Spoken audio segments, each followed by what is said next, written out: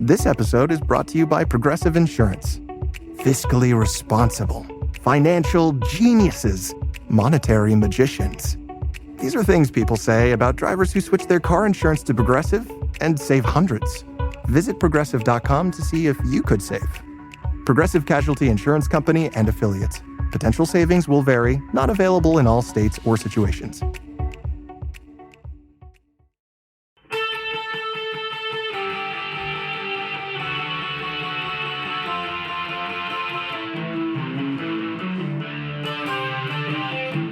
This is the Daily Blast from the New Republic, produced and presented by the DSR Network. I'm your host, Greg Sargent.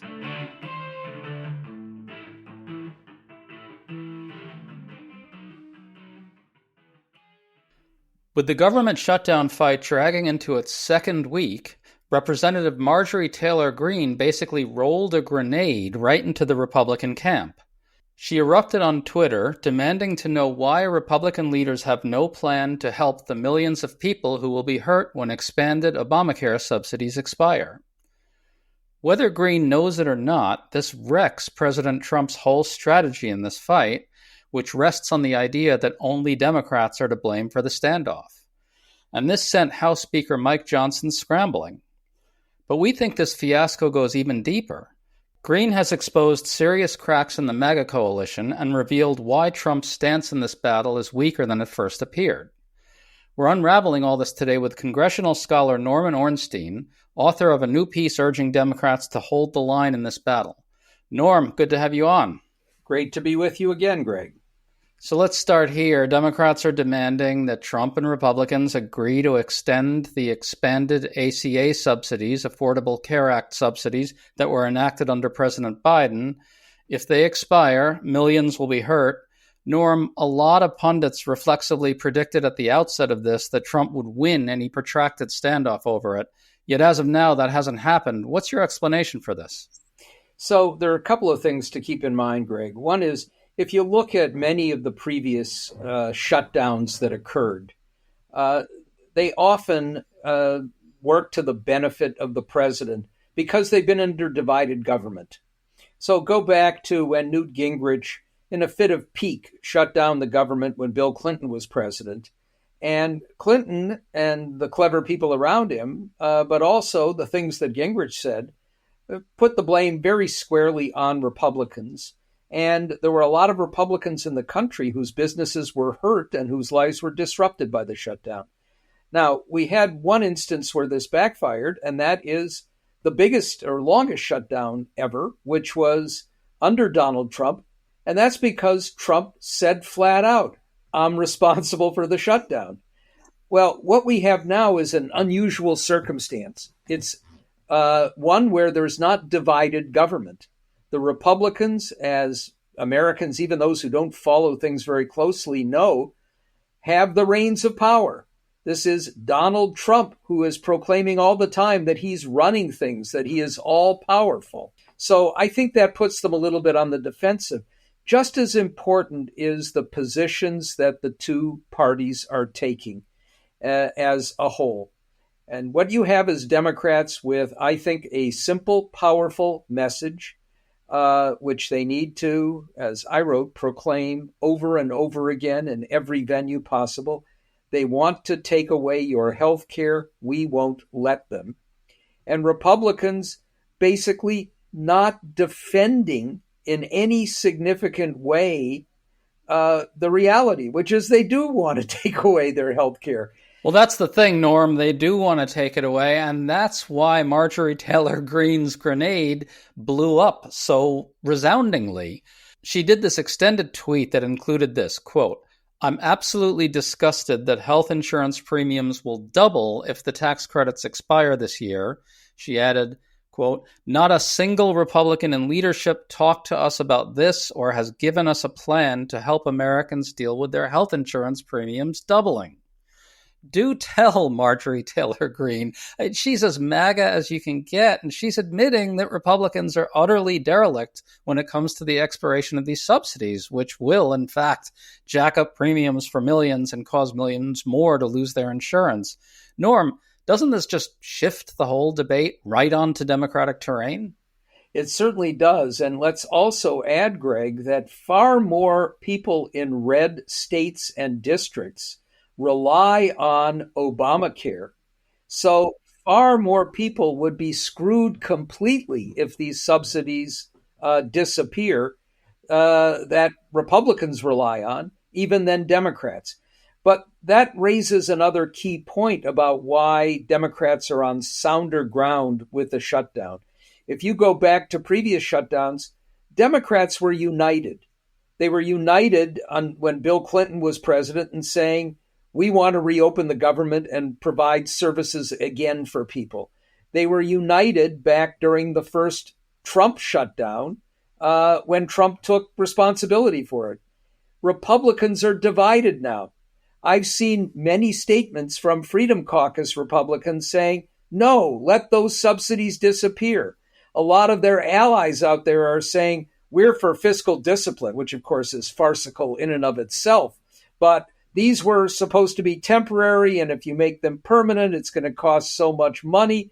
So they're putting themselves into a position where they have no coherent stance other than trying to say over and over again, it's the Democrats doing this.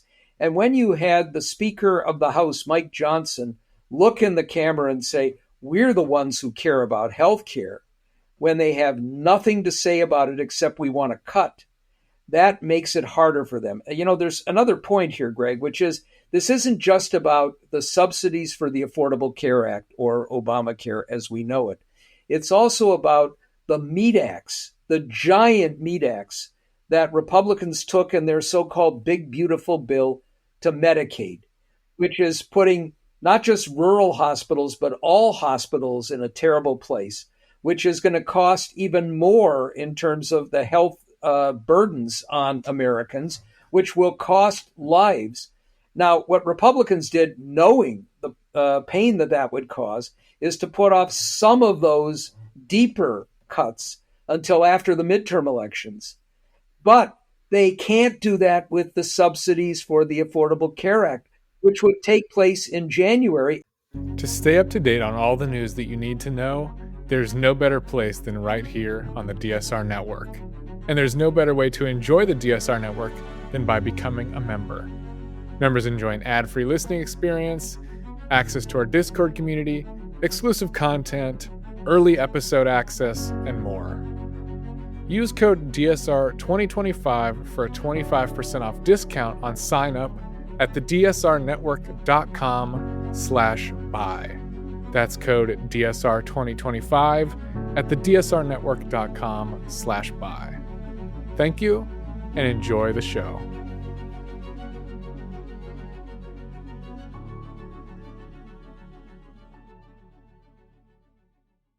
Right, Norm. So it seems that even health insurance commissioners across the country are essentially suggesting that Republicans really can't do this, yeah?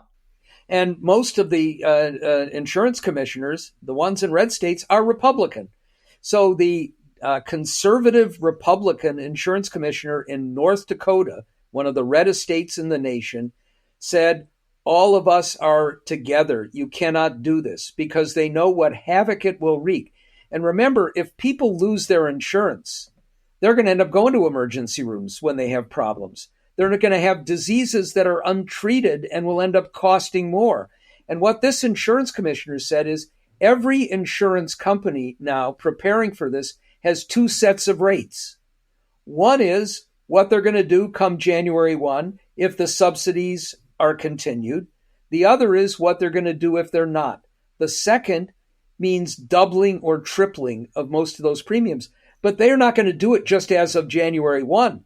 The notices of what your insurance costs will be are going to go out well before January 1. So Republicans are sitting on a ticking time bomb that will backfire for them unless they come to the table and agree to cut a deal. And Democrats, let me add, Greg, need to find a way. It's much better, frankly, if we can do something to help people who are in need and have them back off of their belligerence. But we also need a commitment that there will be no bait and switch, that we can't do this and then have Trump, after there's a bipartisan agreement with the Senate and then with the House, go back and use his rescissions to eliminate a lot of the spending that they agree on. Democrats, I think, have the upper hand here now, despite what much of the press commentary says. Well, I think there's another thing worth focusing on here. Trump and Republicans want this debate to be all about the supposed desire of Democrats to give health insurance to undocumented immigrants. That's a complete lie, but the entire GOP and MAGA propaganda apparatus has been blaring it out for weeks now. In her tweets, Greene does repeat some of this as well, but by saying Republicans don't have a plan on subsidies, it makes this whole thing all about the GOP desire to take health care away from Americans rather than the supposed Dem desire to help the undocumented, which I guess is bad in Republican speak. And Republicans can't let that debate shift this way. So all of that nonsense, that set of lies, is aimed at that Republican base. And it's repeated ad nauseum on Fox and on all of their right-wing shows. Okay, fine. It's a lie. We should refute the lie. When subsidies disappear and a lot of these people find that their health insurance is suddenly unaffordable, you're not going to have very many of them saying, it's okay because at least we've kept those illegal aliens from going to the emergency room. They're going to scream bloody murder. So this is, I think, it's a way of mollifying their rabid cultist base. It will do nothing to alter the political consequences. And what has to happen here, what Democrats were able to do, is to make sure that if subsidies disappear and rates go up, it'll be clear who's responsible. Indeed, and that's why Mike Johnson is kind of scrambling right now to deal with this broadside from Greene. Johnson said that Greene is simply out of the loop as other House Republicans discuss solutions to the expiring subsidies. Johnson said that the committees of jurisdiction are dealing with that. Gosh, it sounds so responsible and hands-on. Norm, what do you know about where Republicans actually are on this? It does seem like the ones who are vulnerable in 2026 would like to find a way out of this. But on the other hand, as you say, the Freedom Caucus lunatics really are just salivating for Obamacare to implode or whatever they think is going to happen. Is there any chance the party can get behind anything at all worthwhile? I would be stunned if they did, Greg, because remember, we have had a mantra now for years: repeal and replace. And there's never been a replace. They've got no way of dealing with this other than a sham set of proposals, which is, we'll give you really cheap insurance, but it's really cheap because it doesn't cover anything. And if you ever try to invoke it, the insurance companies will say, sorry, either you have a pre-existing condition because you had a hangnail, which is what we had before the Affordable Care Act, or look at the fine print, that's not covered. So they've got no plan. So we're not going to see anything other than a sham unless they ultimately have to cave and give in on those subsidies. And whether they're going to give in on some of the horrible changes in Medicaid, I don't know. Democrats, though, have to get out there. And they need to go to hospitals, and they need to go to red districts and states. And they need to make it clear day after day after day what the stakes are here and where the parties are. And if that happens, Republicans are in a bad place, I believe. Yeah, and I think Marjorie Taylor Greene actually exposed something else as well, which is that there are really serious cracks in the MAGA coalition about this. If you think about the two pieces of policy, the big pieces of policy that are on the table right now, one, whether the expanded Obamacare subsidies will expire, two, whether Democrats can somehow get Republicans to roll back their Medicaid cuts from the big ugly bill that Trump signed. Those are very hyper-directed at the MAGA base in the sense that MAGA voters, Trump voters, will get very badly hurt by the expiration of the subsidies and also by the Medicaid cuts, which are looming in the distance.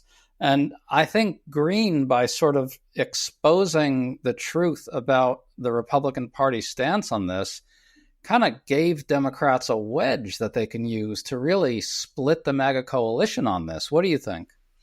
I agree completely, and it's a wedge that I think even has a broader swath. And it's this: if you look at Democratic candidates running and winning in, let's take a good example, an Iowa State Senate seat that had gone overwhelmingly for Trump, that opened up and the Democrat won on one issue: affordability.